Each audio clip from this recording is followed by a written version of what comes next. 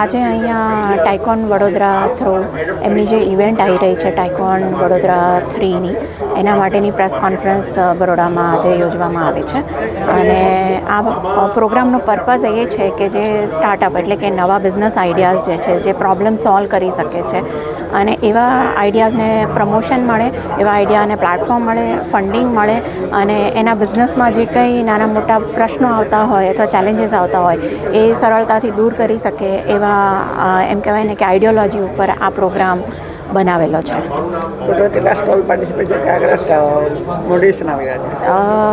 મારા હિસાબે અહીંયા 1200થી 1500 સ્ટુડન્ટથી લઈ અને એન્ટરપ્રેનરની એન્ટ્રી એમને મળેલી છે અને એમાંથી અલગ અલગ પ્રકારના એક્ઝિબિશન્સ, કોમ્પિટિશન્સ અને એક ખાસ કરીને ફિમેલ માટેનો એક પ્રોગ્રામ એમનો છે કે જેમાં female startup, female entrepreneur journey પણ શરૂ કરી શકાય એવા માટેનું પણ એક પ્રોવિઝન આની અંદર પ્લાન કરેલું છે.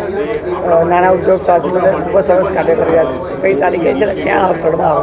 આ 22 અને 23મી આ મહિનાની તારીખમાં છે અને અહીંયા સયાજી હોટલ ગ્રાન્ડ મર્ક્યુરી એની અંદર આનું આયોજન કરવામાં આવેલું છે. મારું નામ કિન્નરી હરિયાણી છે અને આઈ એમ અ ડાયરેક્ટર ઓફ ચારઝોન અને ચારઝોન આનો એમ કહેવાય ને કે પાર્ટનરિંગ કરી રહ્યો છે, સ્પોન્સર સપોર્ટ કરી રહ્યો છે.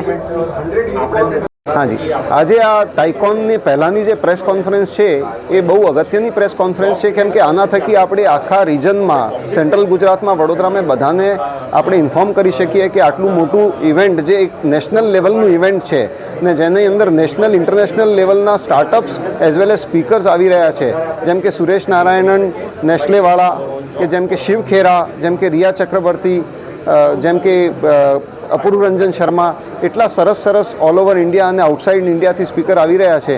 એટલે આ કોઈ જે બી એસ્પિરેશનલ આંટરપ્રિન્યોર હોય, ઇન્ડસ્ટ્રીયાલિસ્ટ હોય, સ્ટાર્ટઅપ હોય કે જેને બી પોતાનું બિઝનેસ કરવું હોય કે જેને બી સ્ટાર્ટઅપ બાબતમાં માહિતી જાણવી હોય કે શીખવું હોય એ આ ઇવેન્ટ ચોક્કસ જ મિસ ના કરાય.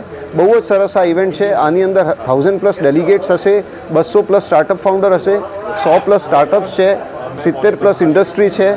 એટલે આ ઇવેન્ટમાં બહુ જ સરસ એનર્જી અને શીખવાની તક હશે અને એકબીજા જોડે નેટવર્કિંગની બહુ જ સરસ તક હશે.